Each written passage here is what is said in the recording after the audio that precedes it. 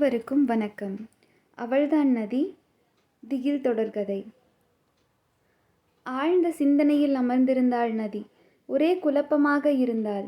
யாராக இருக்கும் அது? நேற்று இரவு கருப்பாக ஒரு உருவம் தூரத்தில் கடந்து போனதே. அம்மா நதி? தன் தந்தை குரல் கேட்டு திடுக்கிட்டு திரும்பினாள் நதி.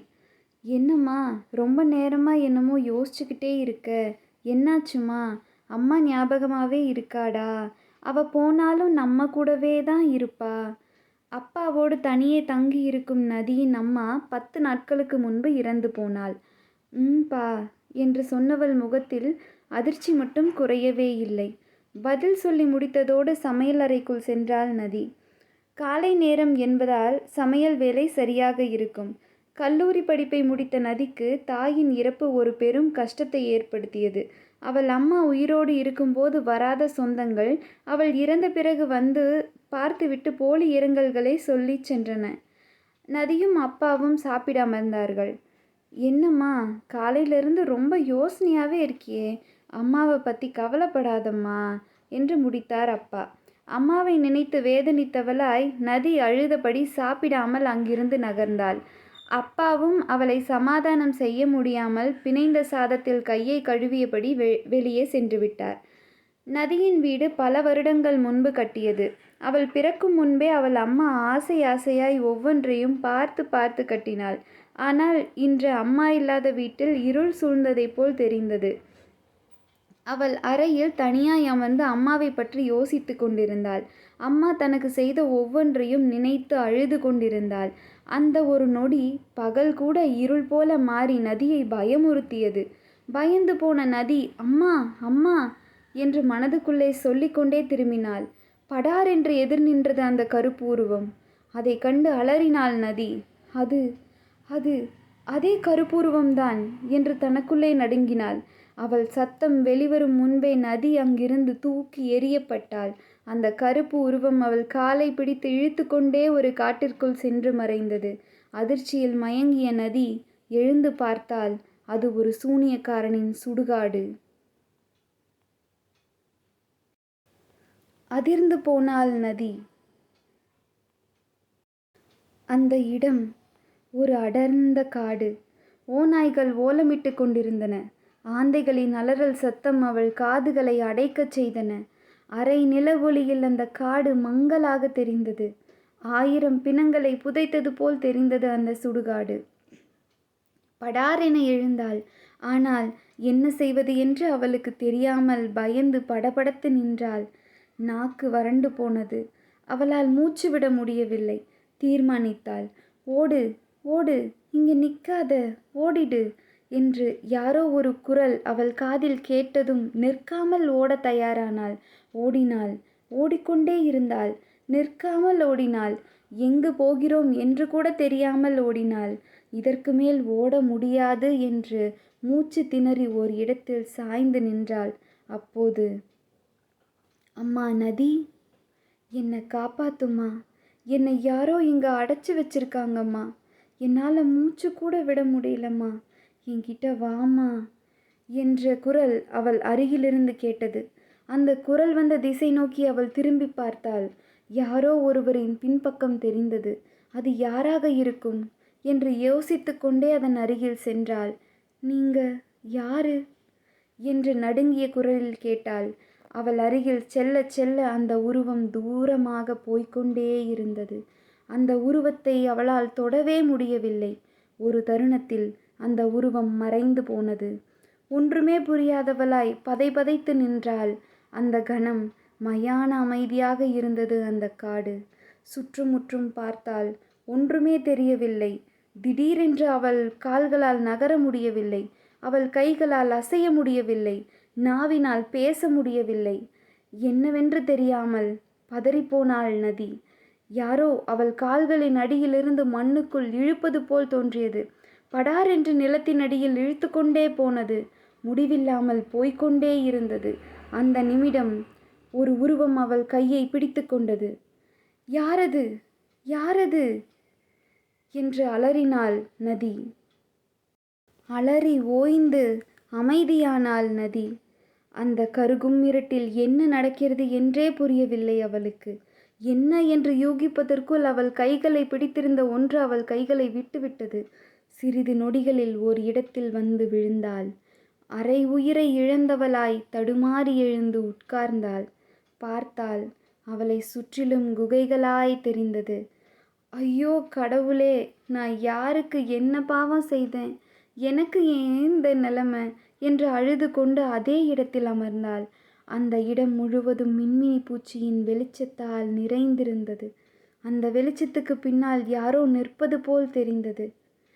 ஐயோ, இந்த வேதனைக்கு பேசாம என்னை கொன்று விடுங்களேன் என்று உரக்க கத்தினாள்.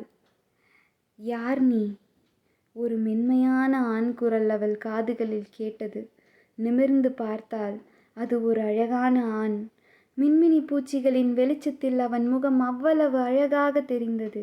பார்த்த நொடியில் அவள் மனதில் என்னமோ செய்தது. பார்வையில் 1000 காந்தம். அவன் இதழில் ஒரு அழகான குறுஞ்சிரிப்பு. உயிர் பிழைப்போமா இல்லை சாவோமா என்று கூட தெரியாத போதும் அவன் மீது ஈர்ப்பு கொண்டாள். இருப்பினும் சுயநினைவை இழக்காதவளாய் சிந்திக்க தொடங்கினாள். ஏதோ 1000 அடி பள்ளத்துக்கு கீழே இருப்பது போல் தோன்றுகிறது. இவன் யாராக இருப்பான்? மனிதனா இல்லை பேயா? எதுவாக இருக்கும்? சுதாரித்து கொண்டு வினவத் தொடங்கினாள். முதலில் நீ யார் என்று சொல். இங்கு என்ன செய்கிறாய்? இவ்வளவு அடி ஆழத்தில் நீ எப்படி வந்தாய்? நதியின் கேள்விகள் அவன் செவிகளை தொடாதவனாய் அவள் விழிகளில் தன்னை தொலைத்து கொண்டிருந்தான் அவன். உன்னைத்தான் கேட்கிறேன், காது கேட்காதா என்று சத்தமாக கத்தினாள். அவள் கத்தியதை கண்டு கொள்ளாதவனாய், நீ என்ன இவ்வளவு அழகாயிருக்க என்று கேட்டான். நதியின் மனதில் சலனம் இருந்தாலும் அதை வெளிக்காட்டாதவளாய், நீ என்ன லூசா என்று கேட்டாள். ஆமா, முதலில் நான் கேட்டதுக்கு பதில் சொல்லு. சரி சொல்கிறேன். நான் ரொம்ப சின்ன வயசாக இருக்கும்போது என்னை யாரோ இங்கே கொண்டு வந்து விட்டுட்டு போயிட்டாங்க. யார் கூட்டிகிட்டு வந்தாங்கன்னு தெரியல. இப்போ வரைக்கும் நான் இங்கே தான் இருக்கேன். நீ மட்டும் இங்கே எப்படி தனியாக இருக்க, அதுவும் இந்த குகைக்குள்ள என்று கேட்டாள் நதி. யார் சொன்னது நான் தனியாக இருக்கேன்னு? இங்கே நிறைய பேர் இருக்காங்க என்றான் அவன். ஆமாம், நீ எப்படி இங்கே வந்த என்று கேள்வி கேட்டான் அவன். நடந்தது அனைத்தும் சொல்ல ஆரம்பித்தாள் நதி. நடந்தவை அனைத்தும் கேட்டு முடித்த பின்பு, சரி வா, என்னுடைய இடத்துக்கு நான் உன்னை கூட்டிகிட்டு போகிறேன் என்று சொன்னான். மனதில் பயம் இருந்தாலும் வேறு வழி இல்லாமல் அவனுடனே சென்றாள் நதி. அந்த குகைக்குள் நடக்க ஆரம்பித்து 30 நிமிடங்கள் ஆகியிருக்கும். எதுவுமே தென்படவில்லை. நதிக்கு நேரம் ஆக ஆக பயம் அதிகமாக தொடங்கியது. என்ன, எங்கே தான் கூட்டிகிட்டு போகிற என்று கேட்டாள் நதி. இன்னும் கொஞ்ச நேரத்தில் நம்ம இடம் வந்துடும், வா என்று சொல்லிக்கொண்டு நிற்காமல் நடந்து கொண்டே இருந்தான். ஒன்றும் புரியாதவளாய் பின்தொடர்ந்தாள் நதி. ஒரு வழியாக குகையின் வெளிப்பக்கத்திலிருந்து வரும் வெளிச்சம் தென்பட்டது. அப்பாடா, வந்துட்டோம் என்று பெருமூச்சு விட்டாள் நதி. குகைக்கு வெளியே வந்தார்கள். ஆ என்று அலறினாள் நதி. அந்த குகைக்கு வெளியே வந்த வெளிச்சத்தை பார்த்து நம் உலகத்திற்கு வந்துவிட்டோம் என்று நினைத்த நதிக்கு காத்திருந்தது பேரதிர்ச்சி. அவள் பார்த்தது மனித உலகத்தை அல்ல, சாத்தான்களின் சாம்ராஜ்யம். குகைக்கு வெளியில் அவள் நினைத்ததைப் போல் தெரிந்தது வெளிச்சம் அல்ல, வெண்மை நிற உடையணிந்த கொடூர ஆவிகள் கோடிக்கணக்கில் மொய்த்து கொண்டிருந்தன. ஊசி போல பற்கள், கிழிந்து போன முகம், வாய் முழுக்க இரத்தம். கொடூரமான தோற்றத்தை பார்த்து அலறினாள் நதி. கத்தாதே நதி, பயப்படாதே. இந்த சாத்தான்கள் நம்மளை ஒன்றும் பண்ணாது. அதாவது உயிரோடு இருக்கும் மனிதர்கள் அவங்கள தொந்தரவு செய்யாத வரைக்கும் அதுங்க நம்மளை ஒன்றும் பண்ணாது. அதுங்களுக்கு ஏதாவது தீங்கு செஞ்சால் அது நம்மளை கொடூரமாக கொன்று சாப்பிடும். அப்போது எதுக்காக இத்தனை சாத்தான் கூட்டம் இங்கே சுற்றிட்டு இருக்கு என்று கேட்டாள் நதி. கொஞ்சம் வலது பக்கமாக பாரு. அங்கு அவள் கண்கள் கண்டதை தானே ஒரு துளியும் நம்ப முடியவில்லை. ஏனென்றால் அவள் பார்த்தது ஒன்றல்ல இரண்டல்ல, எண்ணவே முடியாத அளவிற்கு ஆத்மாக்கள் தனித்தனியாக அடைத்து வைக்கப்பட்டிருந்தன. அனைத்து ஆத்மாக்களுமே ஒன்றுமே அறியாத சாதாரண மனித ஆத்மாக்கள். மலைத்து போய் நின்றாள் நதி. இவங்க எல்லாரையும் எதுக்காக இங்கே அடைச்சி வச்சிருக்காங்க? என்று கேட்டாள். அதாவது நதி, உலகத்தில் வாழும் எல்லா உயிர்களுமே தன்னோட ஆயுட்காலம் முடிஞ்சதுக்கப்புறம் தான் வாழ்ந்த உடலை விட்டு பிரிந்து வானுலகத்துக்கு போயிடும். ஆனால் இந்த சாத்தான்கள் என்ன பண்ணும்னா, இப்படி முக்தியடைய போகிற ஆத்மாக்களை எல்லாத்தையும் சிறைப்பிடிச்சு வந்து இங்கே அடைச்சி வச்சிரும் என்றான் அவன். அதுதான் ஏன்னு கேட்குறேன் என்று கோபமாக கேட்டாள் நதி. சொல்கிறேன், ஏன்னா இந்த சாத்தான்களோட உணவே இந்த ஆத்மாக்கள் தானே. திகைத்து போனாள் நதி. ஒன்றுமே புரியாதவளாய், மனதில் குழப்பம் நிறைந்தவளாய், மிகுந்த பயத்தோடு அங்கும் இங்கும் கண்களை அலைய விட்டு கொண்டிருந்தாள். ஆமா, இப்படிப்பட்ட இடத்துல நீ மட்டும் எப்படி தனியாக தைரியமாக இருக்க? உன் கூட மனுஷங்க யாருமே இல்லையா? இல்லை நீயே மனுஷன் இல்லையா என்று அச்சத்தோடு கேட்டாள் நதி. ஹஹஹஹா என்று இடைவிடாத அவன் சிரிப்பில் மேலும் பீதியடைந்தாள். அதெல்லாம் ஒன்றும் இல்லை, நானும் உன்னை மாதிரி மனுஷன்தான். என்னுடைய இடத்துக்கு நீ வந்து பாரு, அப்போ உனக்கு எல்லாமே புரியும் என்று விளக்க முயன்றான் அவன். சரி, உன் கூட வருவதை தவிர இப்போ எனக்கு வேற எந்த வழியுமே இல்லையே, உன்னை நம்பித்தான் வரேன் என்று அரைமனதோடு ஒப்புக்கொண்டாள். அடைத்து வைக்கப்பட்ட ஆத்மாக்களிடம் தன் பார்வையை செலுத்தியவளாய் அங்கிருந்து மெதுவாக நகர்ந்து போனாள். அவள் தங்களை கடந்து போவதை பார்த்த அத்தனை ஆத்மாக்களும் தான் அடைத்து வைக்கப்பட்டிருக்கும் அந்த சிறிய கண்ணாடி கூண்டினை சுற்றி சுற்றி தன் ஆதங்கத்தை வெளிப்படுத்தி கொண்டிருந்தன. ஒன்றுமே புரியாதவளாய் கடந்து போகிறாள் நதி. சிறிது தூரம் கடந்து போன பிறகு அங்கு ஒரு நீர்ப்பரப்பு தென்பட்டது. அதன் அருகில் வந்து நின்றார்கள் இருவரும். ரொம்ப தாகமாயிருக்கு, இந்த தண்ணீரை நான் இப்பவே என் தாகம் தீர வரைக்கும் குடிக்க போறேன் என்று சொல்லிக்கொண்டு அந்த நீரை குடிக்க ஓடினாள் நதி. அவள் அந்த நீரை குடிப்பதற்குள் நதியின் கையை பிடித்து இழுத்தான் அவன். குடிச்சிராத, இது தண்ணி இல்லை, கொஞ்சம் உன் கையில் எடுத்து பாரு. அந்த நீர் அவள் கைகளை நனைக்கவே இல்லை. இது என்ன ஆச்சரியமாயிருக்கு, இது தண்ணி தானே, தாகத்துக்கு இங்கே தண்ணி கூட கிடைக்காதா? அப்போ என்னோட வாழ்க்கையே அவ்வளவுதானா? இந்த நரகத்தில் இப்படியே கடைசி வரைக்கும் வாழ்ந்து இங்கேயே செத்து போக வேண்டியது தானா என்று விம்மி விம்மி அழுதாள் நதி. சமாதானம் செய்த அவன் அவள் கைகளை இறுக பற்றி கொண்டான். என்னோடு வா நதி என்று நீருக்குள் இறங்க ஆரம்பித்தான். என்னை எங்கே கூட்டிட்டு போற? தண்ணிக்குள்ளே என்னால் மூச்சு விட முடியாது. இப்படியே செத்து போக சொல்றியா என்று பிடிவாதம் காட்ட ஆரம்பித்தாள். நான் சொன்னதை அதுக்குள்ளே மறந்துட்டியா நதி? இது தண்ணீரே கிடையாது. நம்பிக்கையோடு என்னோடு வா. என்னோட இடத்துக்கு நான் உன்னை கூட்டிட்டு போகிறேன். அதுதான் உனக்கு பாதுகாப்பு. தயவு செஞ்சு என்னை நம்பு நதி. நான் உனக்கு நல்லது தான் நினைக்கிறேன். அவன் கண்களில் ஏதோ ஒரு உண்மையை பார்த்தவளாய் அவனோடு அந்த மாய நீருக்குள் இறங்கினாள் நதி. அவர்கள் நீருக்குள் இறங்க இறங்க அவள் உருவம் மறைவது போல் உணர்ந்தாள். இருவரும் முழுவதுமாய் அந்த மாய நீருக்குள் மூழ்கி போனார்கள். நீரின் அடியில் ஏதோ படிக்கட்டு போல் தென்பட்டது. அந்த நீளமான படிக்கட்டுகளில் இருவரும் நடக்கத் தொடங்கினார்கள். சிறிது தூரம் கடந்த பின்பு தொலைவில் ஏதோ ஒரு கட்டிடம் போல் மங்கலாக தெரிந்தது நதியின் கண்களுக்கு. அந்த கட்டிடத்தை நோக்கி இருவரும் சென்று கொண்டிருந்தார்கள். அந்த கட்டிடத்தின் அருகில் செல்ல செல்ல நதியின் கண்களை அவளாலேயே நம்ப முடியவில்லை. ஏனென்றால் அவள் பார்ப்பது ஒரு சாதாரண கட்டிடம் அல்ல, அது ஒரு பிரம்மாண்டமான கண்ணாடி மாளிகை.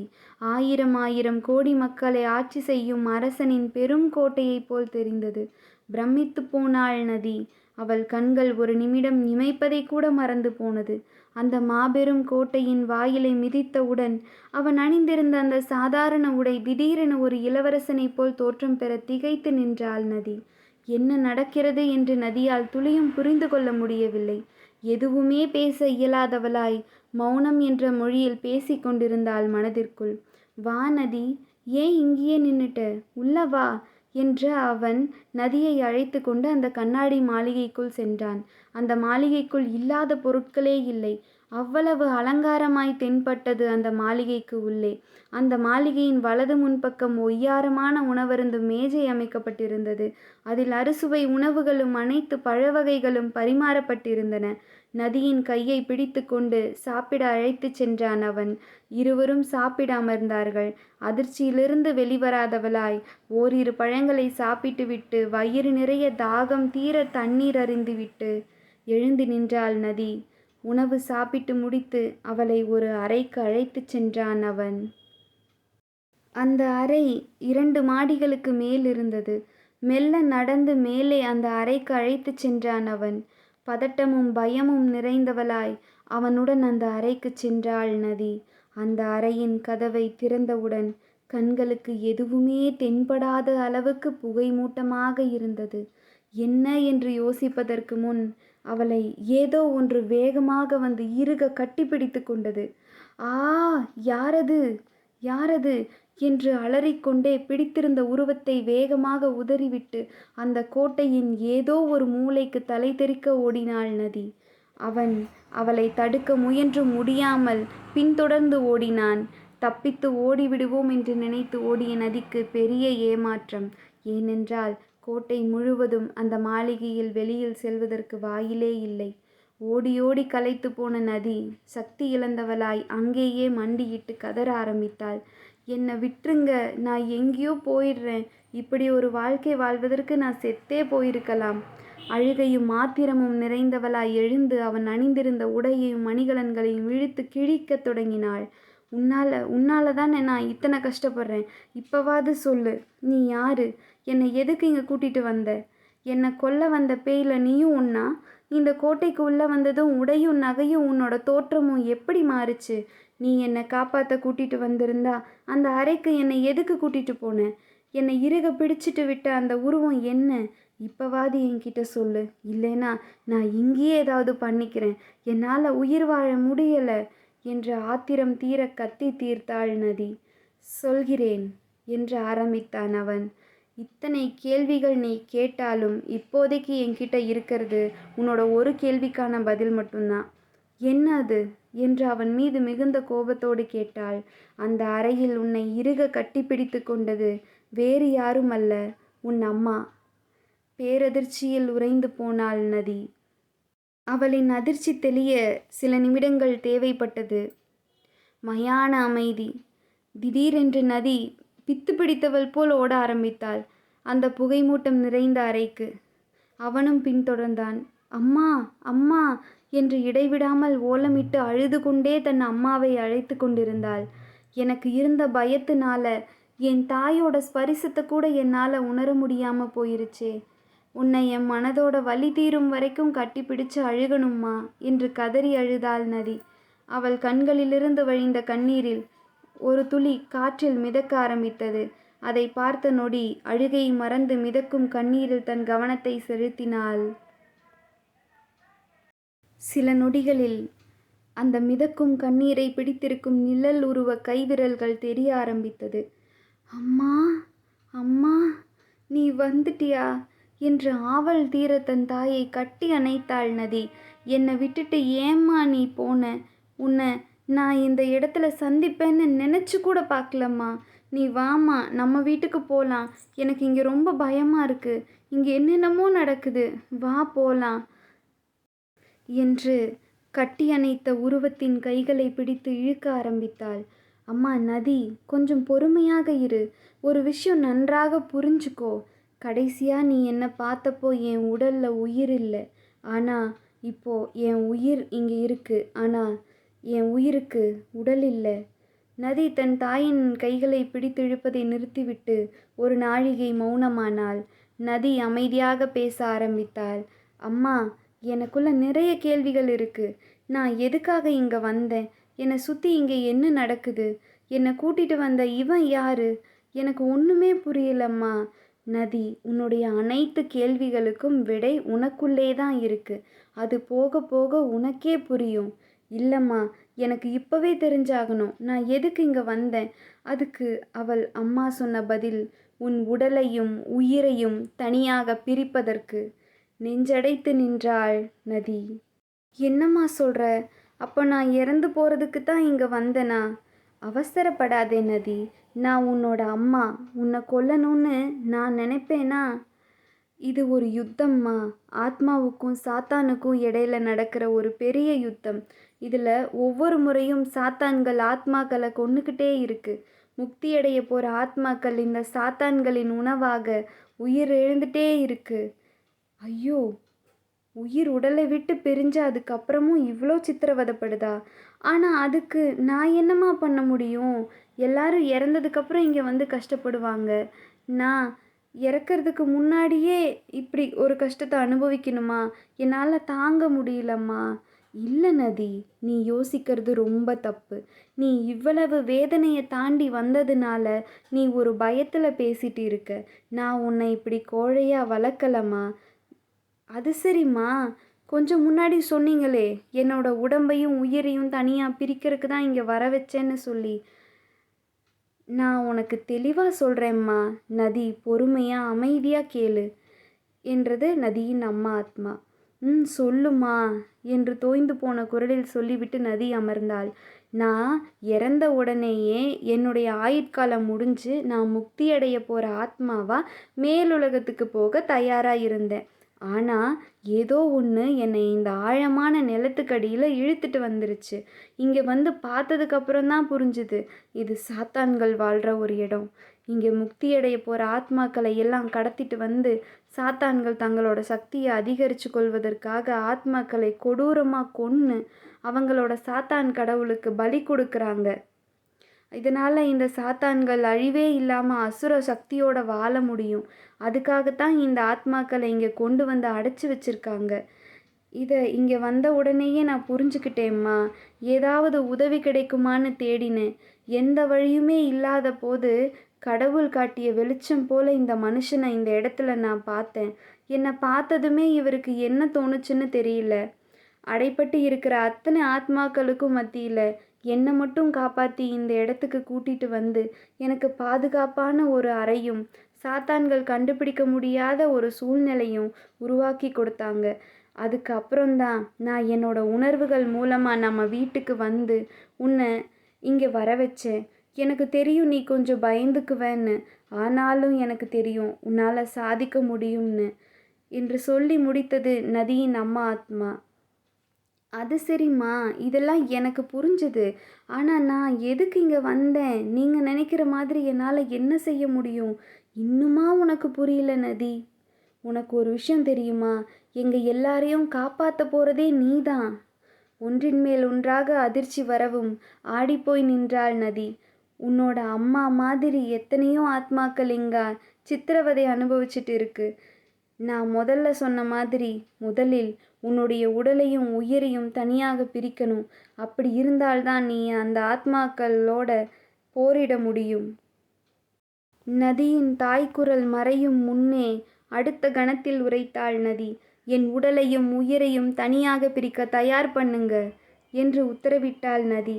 நதி சொன்ன அந்த கணத்தில் அவளின் கையை பிடித்து வேகமாக இழுத்து கொண்டு ஒரு இடத்திற்கு சென்றான் அவன். அவள் அம்மாவின் ஆத்மாவும் அவர்களை பின்தொடர்ந்தது.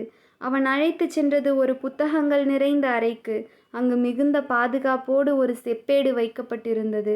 அந்த செப்பேட்டில் நிறைய மந்திரங்களும் வரைபடங்களும் செதுக்கப்பட்டிருந்தது.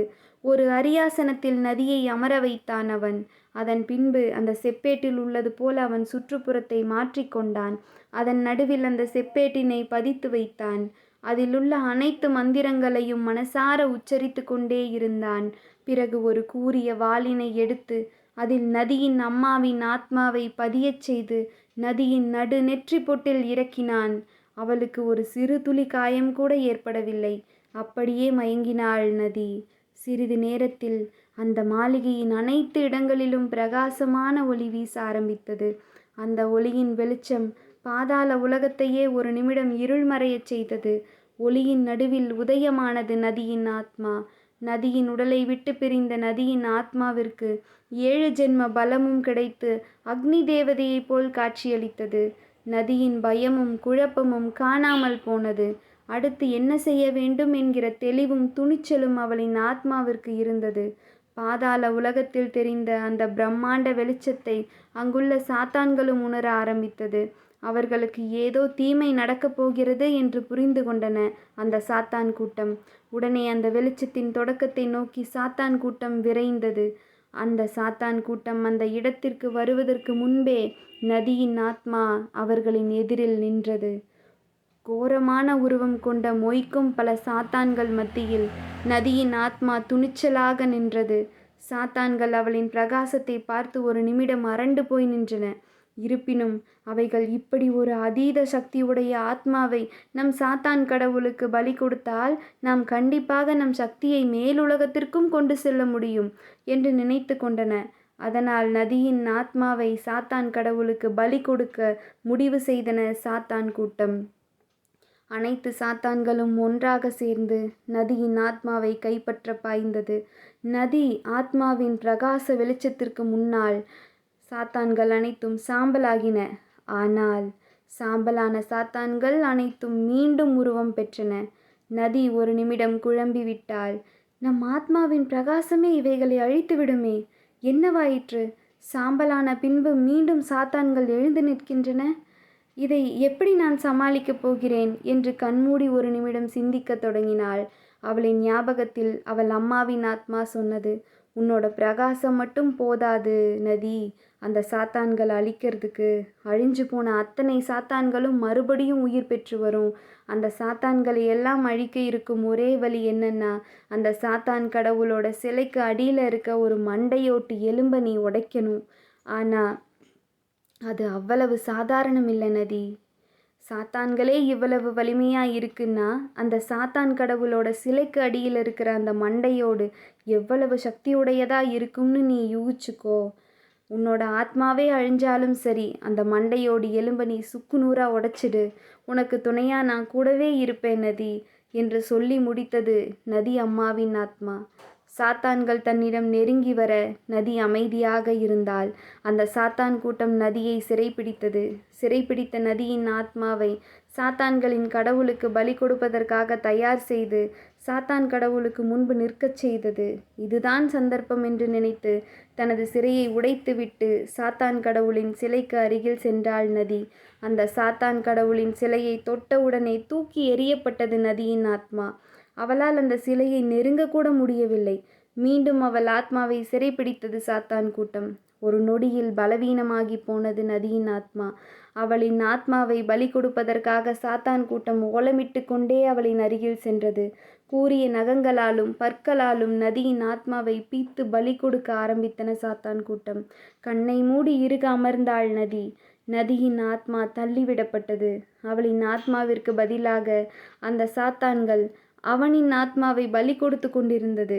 நதியின் ஆத்மாவை அவள் உடலிலிருந்து பிரிக்கும் போதே அவனும் தனது ஆத்மாவை பிரித்து கொண்டான்.